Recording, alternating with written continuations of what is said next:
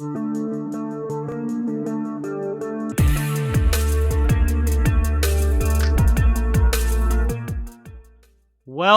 everybody, to Black and Gold Weekly, a weekly Boston Bruins show here on YouTube in partnership with Black and Gold Productions.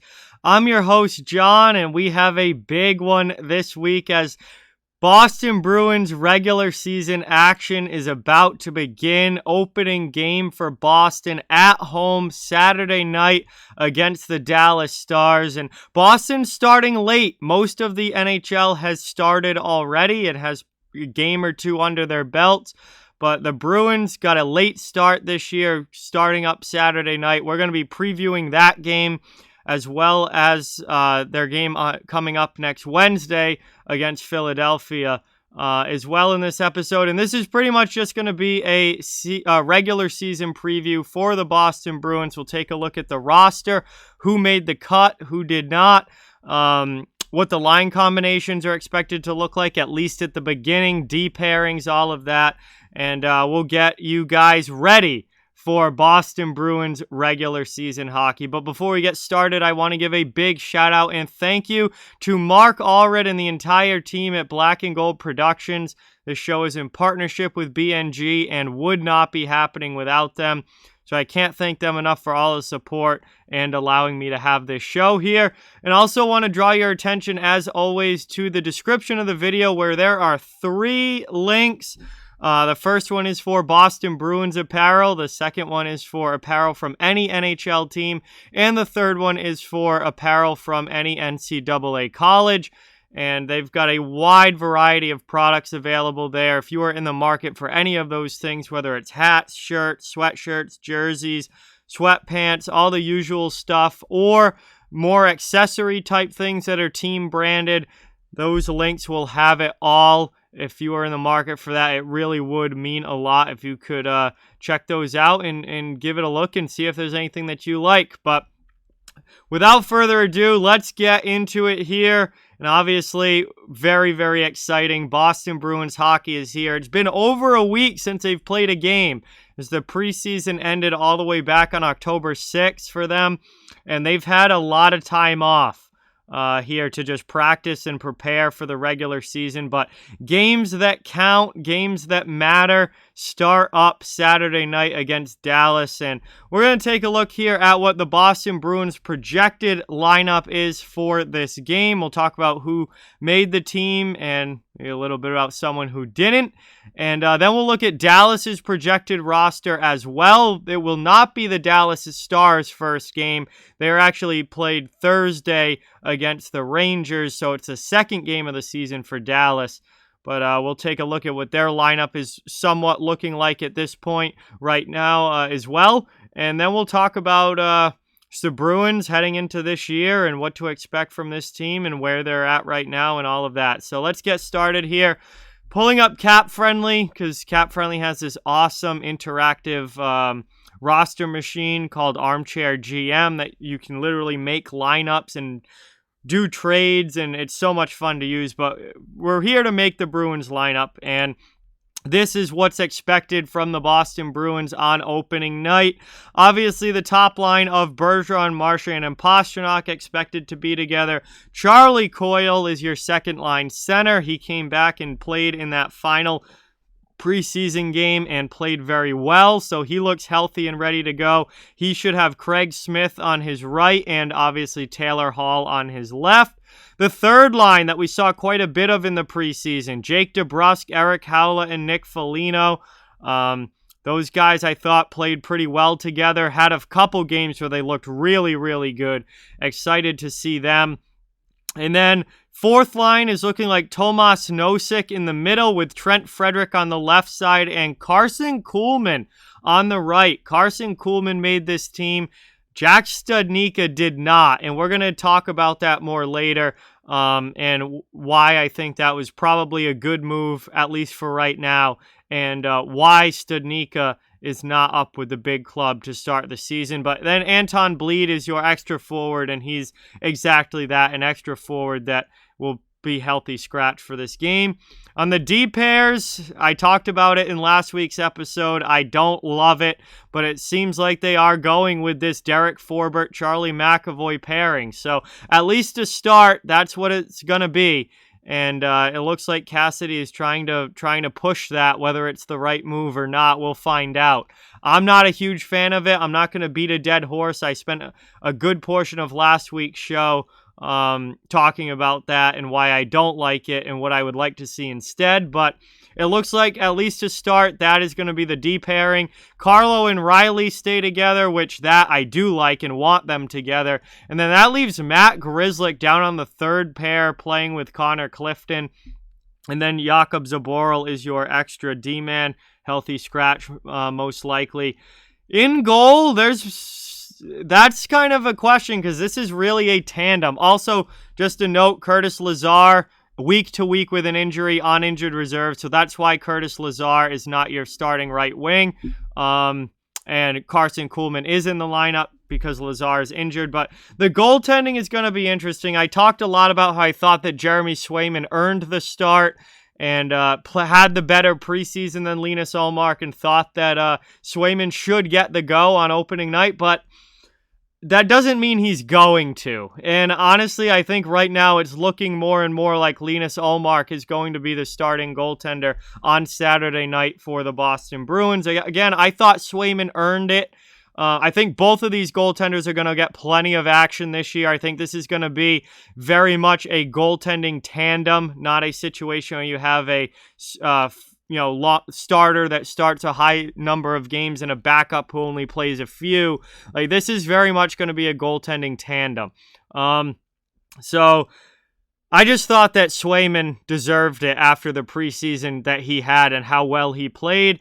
But I think in all likelihood, Ullmark is probably between the pipes on opening night. I like both of these guys. I know I talked a lot about Ullmark last week, and I'm not letting a little bit of a shaky preseason really sour me on Linus Ullmark. I think he's going to be fine. There might be a little bit of an adjustment period with him coming to a new team, and I think we saw that in the preseason, that there is an adjustment period. But long-term this season, I think Ullmark is going to be absolutely fine. Swayman looked great in the preseason. As long as that continues, he's going to be great as well. And the Bruins have a chance to have one of the best goaltending tandems in the entire NHL here. So, I'm really excited to see how these goalies do in regular season play. I think it's going to be the ultimate tandem. I think it's really going to be a 1A, 1B situation with Ullmark and Swayman. And that's really the new way of the NHL now. That's the new way, the new norm in the NHL. You don't see goaltenders playing 65, 70 games anymore, and then backups only playing like 15. Like that's not how it works in the NHL anymore. With the exception of Connor Hellebuck in Winnipeg and Andrei Vasilevsky in Tampa Bay, and this year probably UC Saros in Nashville, there really aren't that many goaltenders playing a huge number of games. And the new thing in the NHL is to have the tandem, like the New York Islanders have with Sorokin and Varlamov. And I think you're going to see much more of a tandem this year with Ullmark and Swayman than you're going to see a full-blown starter and backup situation. I just don't think that's how it's going to be. I think they're going to play a fairly even number of games, maybe a little bit more for Ullmark, but it's very much going to be a 1-2 punch in goal. So you're going to get to see plenty of both of these guys this season. But I do think Ullmark probably starts on Saturday night, but that has not been confirmed yet as of me recording this on Thursday, so we'll have to wait and see. But in all likelihood, this is what your Bruins lineup is going to look like, barring any last-second changes by the coaching staff. And, not too much unexpected, other than, obviously, the big thing is Jack Stanika not being there, not making the team. He was the talk of training camp. A lot of people, talking about him and was he going to earn a spot and whatnot. Again, we're going to talk about that later in this show. But we're going to look over now at the Dallas Stars. So Dallas is a team that the Bruins are playing to open their season. This will, again, like I said, not be the first game of the year for the Dallas Stars. That will be their second game. They play Thursday night against the New York Rangers, and then they go to Boston on Saturday and play. So, what it's looking like right now with the Stars lineup is their top line back together. Tyler Seguin is healthy this year, which he was not last season. He'll be centering Jamie Benn and Alexander Radulov, which gets that top line in Dallas back together. Rupe Hint centers the second line with Joe Pavelski on the right side, and looks like Jacob Peterson is likely to slide in on the left side because Jason Robertson is unavailable with an injury, at least as of when I'm recording this. He is out. Third line has Radek Faksa in the middle with Michael Raffl and Denis Gurianov on the right side. And then the fourth line consists of Luke Glendening, Joel Kiviranta, and Tanner Kero. And Robertson, as of right now, expected to be out of the lineup. He has an injury. Had he been healthy, he would have taken Jacob Peterson's spot on the second line left wing, but he's starting the year unavailable. On the defensive side of things, we've got the top D pair of Miro Heiskanen and Esa Lindell. That's been a very good pairing for the past couple of years. Look for that to continue. John Klingberg plays the right side of the second pair with Ryan Suter coming over to Dallas. Free agent signing this offseason. Suter slots in the top four for the Stars and really helps them out defensively. And then your bottom pair, Andre Sekera and Yanni Hakanpää. If he is healthy, Hakanpää suffered an injury during the preseason, and his status is still up in the air, although Coach Rick Bowness has said that he expects Hakanpää to be ready for regular season action. So we'll see. If Hakanpää is not in the lineup, then I believe Andre Sekera would probably slide over to the right side because he's comfortable on both sides, and then Joel Hanley would come up into the top six, and Hakanpää would be the scratch due to injury. But if he is available, then Hakanpää is going to be in the lineup, and Sekera probably plays on the left. In goal, Braden Holtby and Anton Hudobin are both available. Ben Bishop is on LTIR, so he will not be there for the Dallas Stars, obviously. But they picked up Holtby in the offseason. Hudobin returns as well. Which one is going to start on Saturday is still up in the air. We don't know that yet. I believe Holtby is expected to start the Thursday game tonight against, tonight when I'm recording this, not when you're seeing it, but when I'm recording this, against the Rangers. So then maybe Hudobin gets the go on Saturday, but one of those two guys will be in the net for the Stars on Saturday. And then injury-wise, obviously Ben Bishop on LTIR, not available. Blake Como is a big piece missing out of the bottom six for the Dallas Stars. He's a pretty good shutdown defensive forward. He is out of the lineup with an injury, so he's missing along with Jason Robertson. But that looks like, that's a good guess at what the Dallas Stars lineup is going to look like come Saturday night for their second game of the season. So those are the lineups here that you can, or at least I'm expecting to see. Obviously, there might be some tweaks here and there, maybe a change in the combinations, or, maybe the coaches make a last-second decision. But as of when I'm recording this, this is what the lineups are looking like for Saturday. And again, Dallas is an interesting team. They didn't make the playoffs last year. It was a real down year for them, but they didn't have Tyler Seguin for almost the entire season. They had injury issues throughout the year last year. And I think for Dallas, it's really going to come down to scoring. They've been a good defensive team. They've done a good job of keeping the puck out of their net the last few seasons. But it's going to come down to, can they score enough goals? Do they have enough offense to be a winning team and a playoff level team in the NHL? And that's kind of the big question for Dallas. And we'll get a good look at them on Saturday. But obviously, our main focus here is the Boston Bruins. And I guess one of the biggest stories is Jack Stanika. After the preseason that he had, really good performance, did everything the team asked him to do, and then still doesn't make the opening night roster.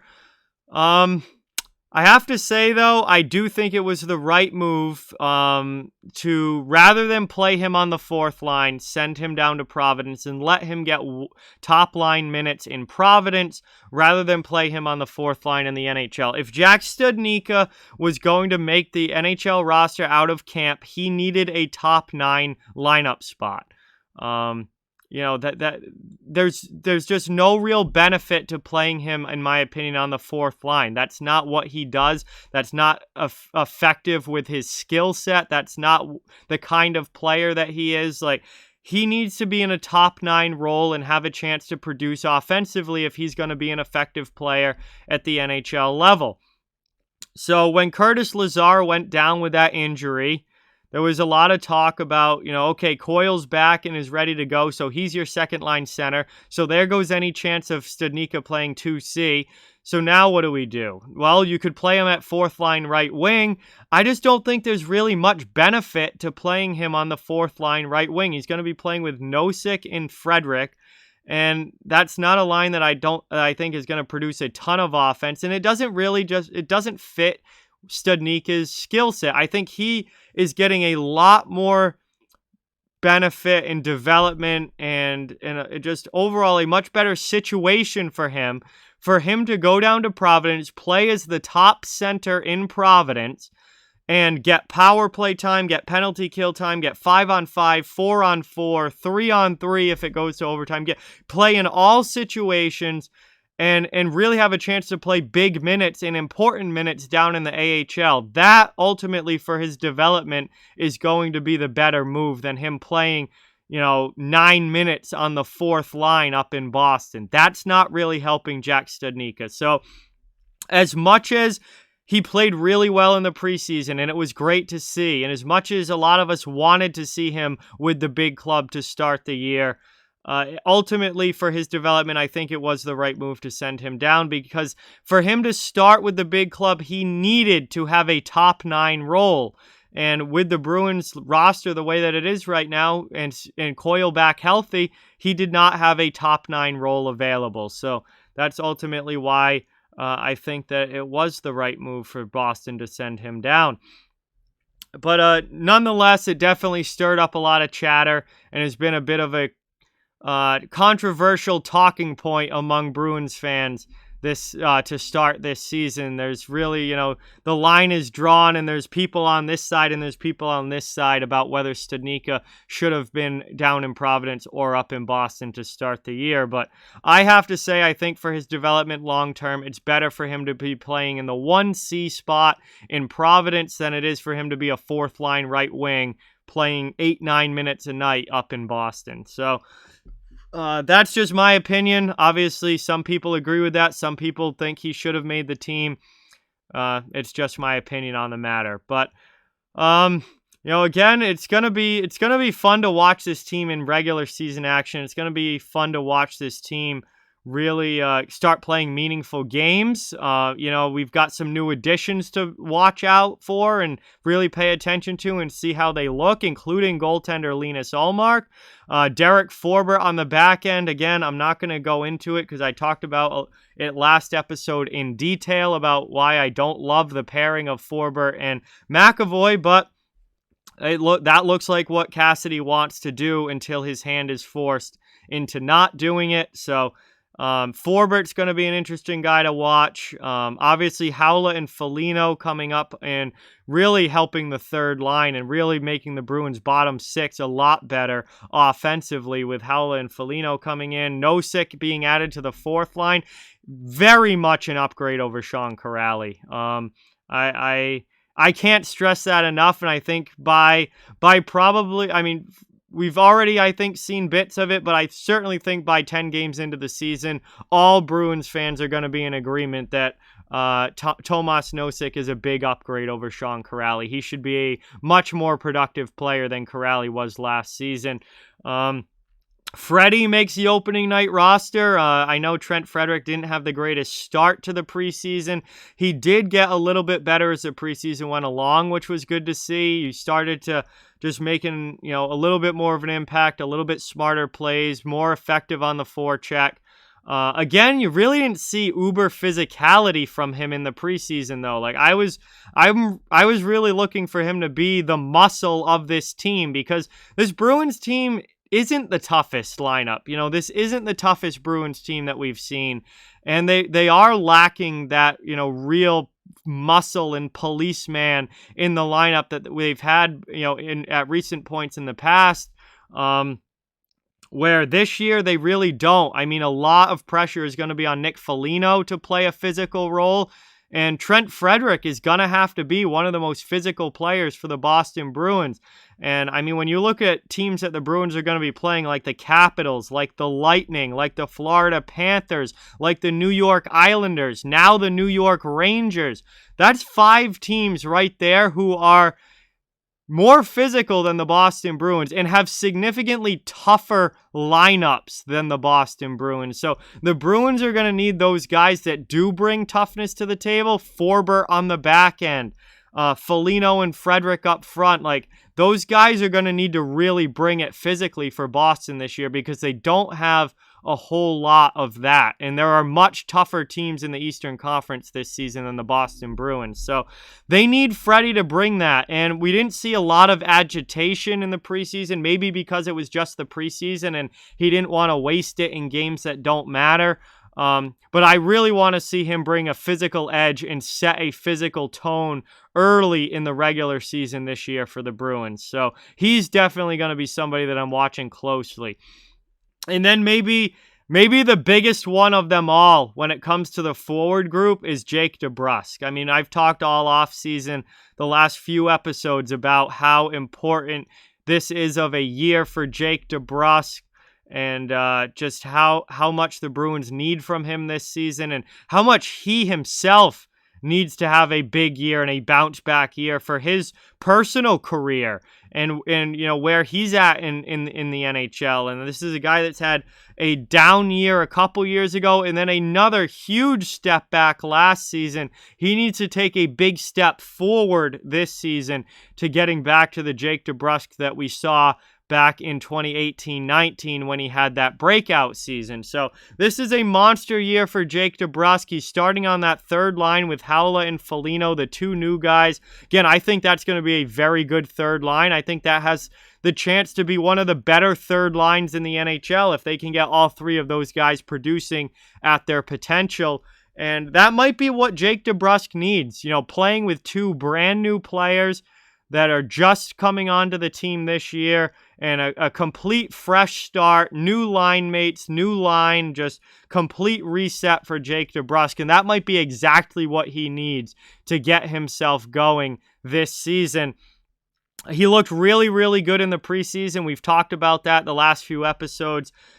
He brought it. He scored. He was great in shootouts. He contributed to the team. He was impactful during the games, and that has to carry over into the regular season. I really want to see him making an impact early. I'd love for him to score in game number 1. I mean, talk about setting a tone. If he can get a goal on Saturday against Dallas, that would really set a tone for the entire season that Jake Debrusk is going to have that bounce back year that he needs. But he is a guy that I will be watching very, very closely. And that third line in general, I'm going to be watching closely. Some of the preseason games, I thought they looked really, really good.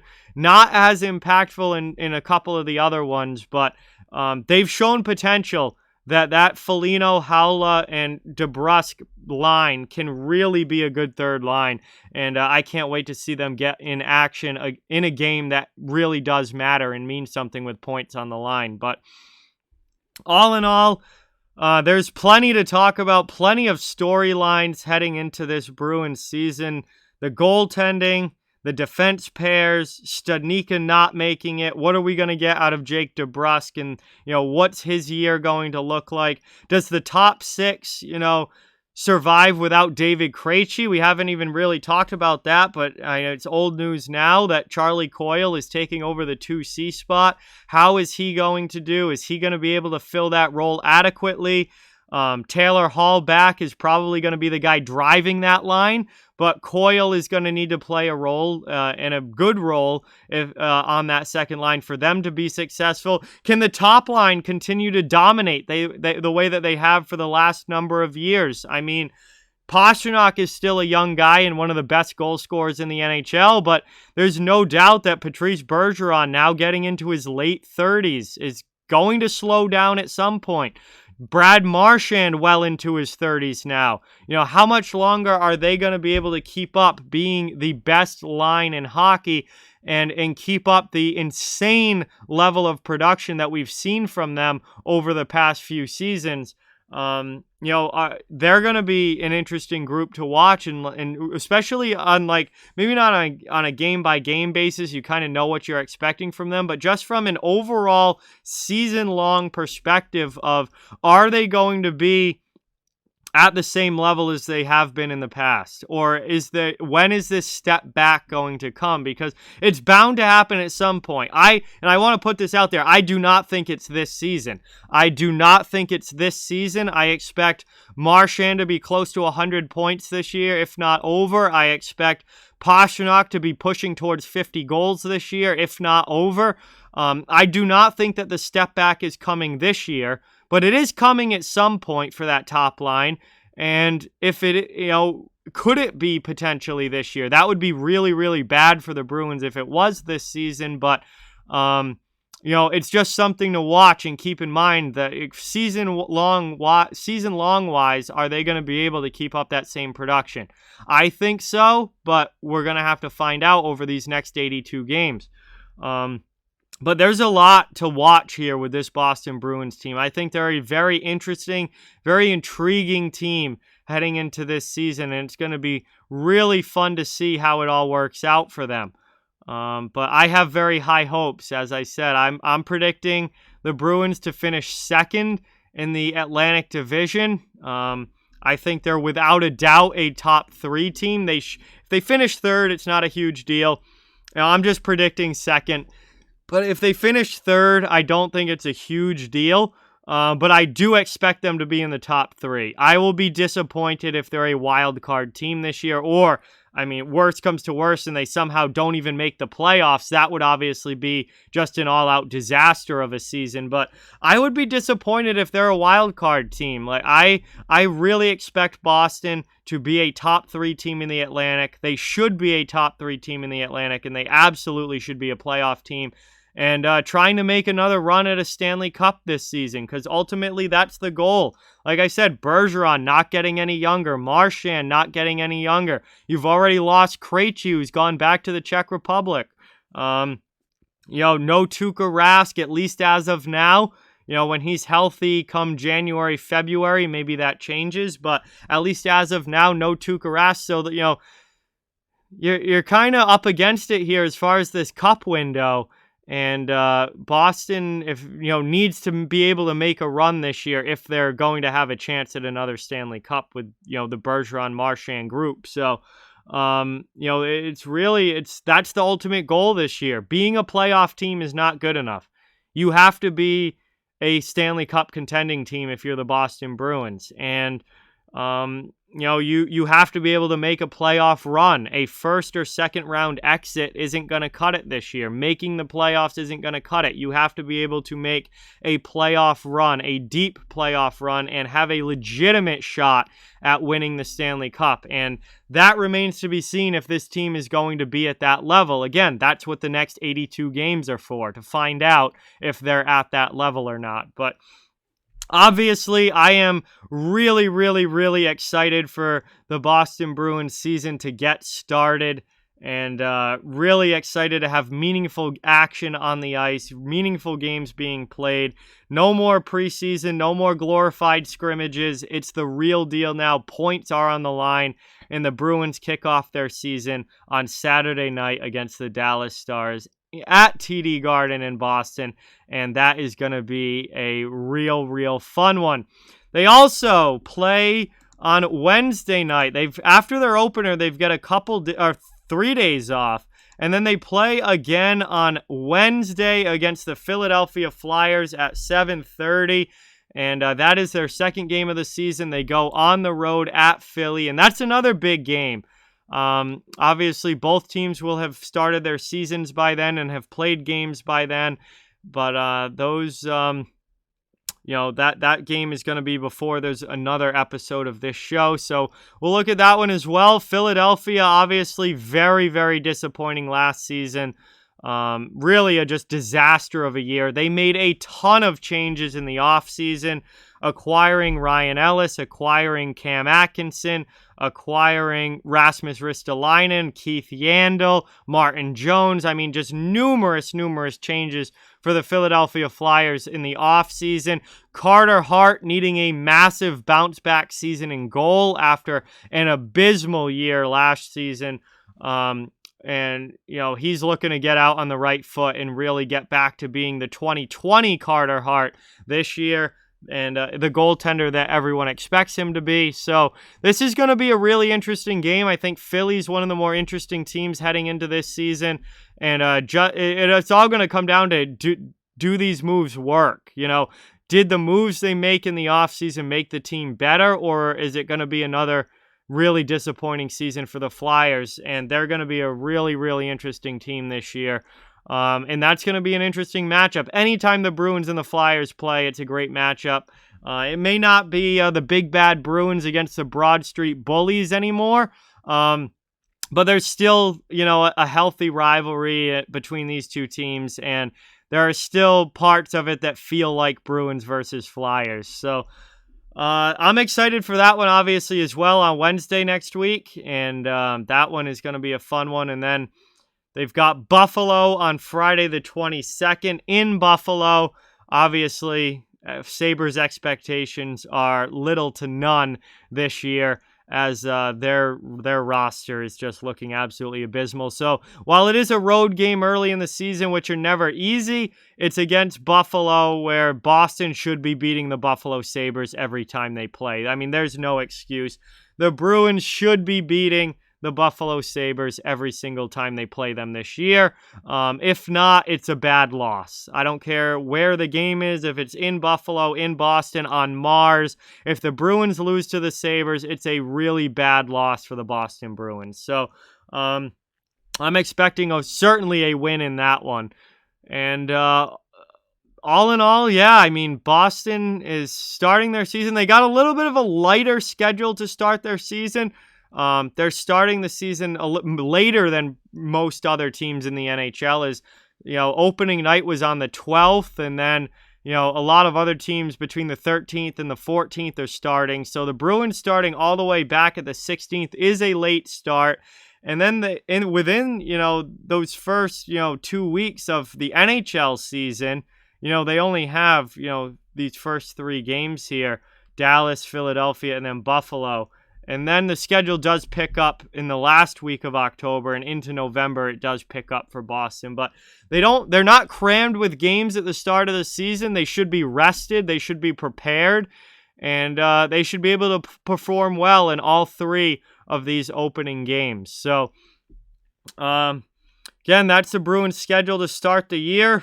By next week's show on the 22nd, we'll be talking about all of these future games coming up. So, just really wanted to focus on the first 2 for this episode, against Dallas and against Philadelphia. So it's the start of the season for the Boston Bruins. It's an exciting time to be a Bruins fan, an exciting time to be a hockey fan in general, with the NHL back.